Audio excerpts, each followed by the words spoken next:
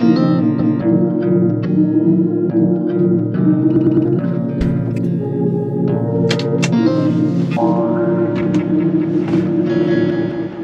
right, guys, finally riding the unicorn. I'm actually test driving the Polestar1. Welcome to a new NAFT car review.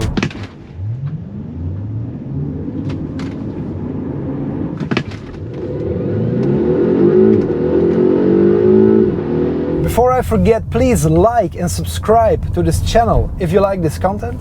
This must be one of my all-time favorite cars in terms of looks ever.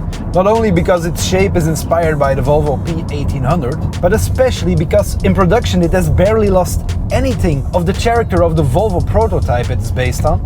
The large wheels with the minimal clearance, the high flanks with the low greenhouse, this continuous glass section from the windscreen to the back window, the full carbon fiber body, the interior with its super fancy details and custom-made sound system. It's all still here, right from the drawing board to the street. And indeed, I've already mentioned Volvo twice. And why is that? Well, let me explain. Polestar started out as the tuning brand of Volvo and only later on became its own brand, its own performance brand. And this Polestar1 was the first limited edition super plug-in hybrid of the brand, its first offspring. There's also Volvo labels to be found under the bonnet, there's no secret about it. It's just a cooperation between the two brands. It's on a Volvo chassis, it has a Volvo engine block. For example, this center console and the seats are taken from a Volvo XC90. And the Polestar1 isn't a new car at all, it was first presented in 2019. But of course, with its limited run of only 1500 units, it stays a real eye-catcher on the road, and it certainly doesn't feel outdated in 2021.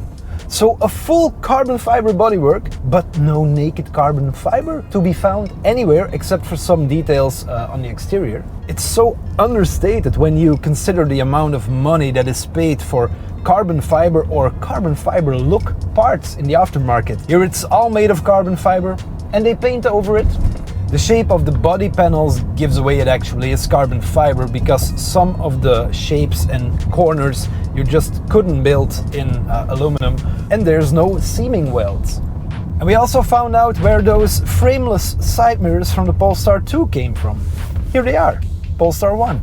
Then on the part below the side mirrors, there's one tiny sticker that says Polestar 1.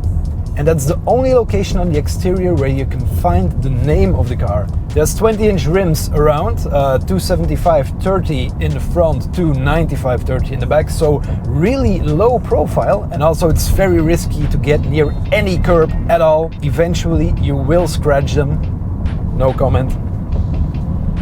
The Polestar 2 has Brembo brakes, but in this Polestar 1 you'll find Akebono brakes. Really nice big 6-piston calipers in the front, 4 pistons in the back. The bonnet, by the way, of the Polestar 1 is the biggest carbon fiber bonnet on any production car.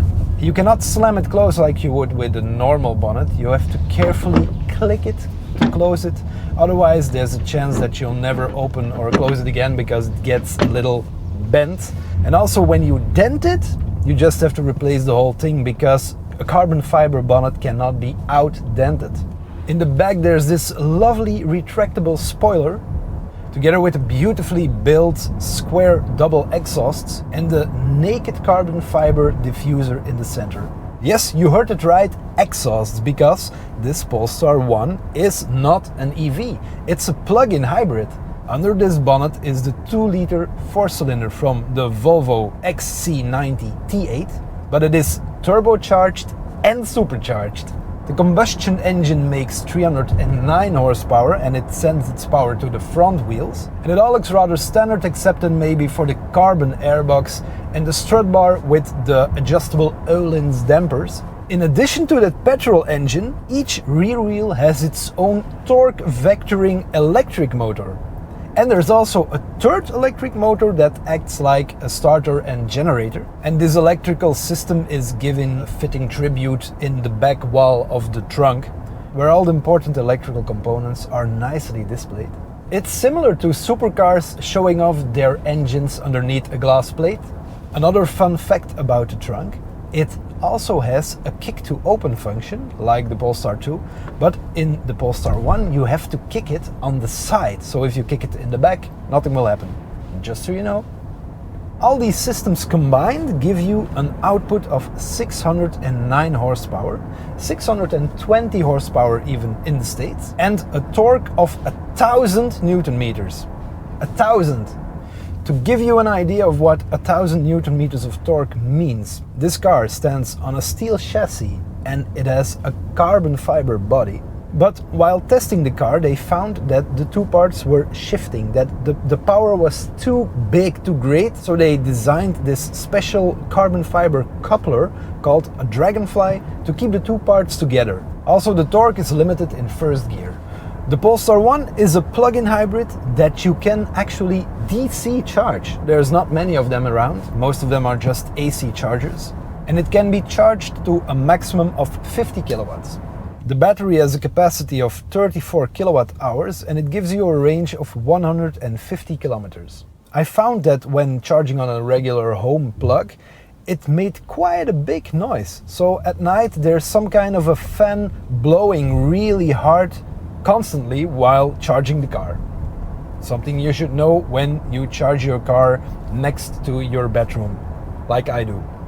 Eye catchers inside are of course these yellow seat belts, as we can find in the Polestar 2 with performance pack.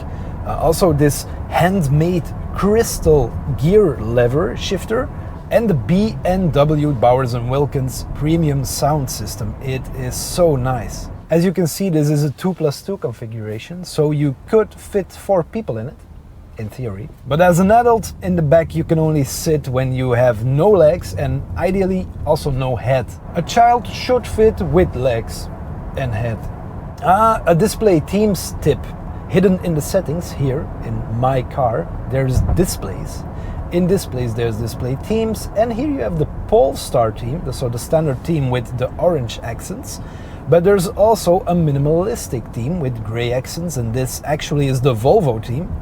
Thing is, with this theme, if you go to drive mode, all-wheel drive, or for example power, you actually get to see a rev counter, so that's the only place where you can see what the petrol engine is doing. Alright, the Polestar 1 is heavy, but it is still fast. It just doesn't feel that fast at times, so as a result you unintentionally drive it too fast, too often. The 0 to 100 kilometers an hour takes 4.2 seconds, but especially 50 to 70 or even 80 to 120 kilometers an hour feel almost instantaneous.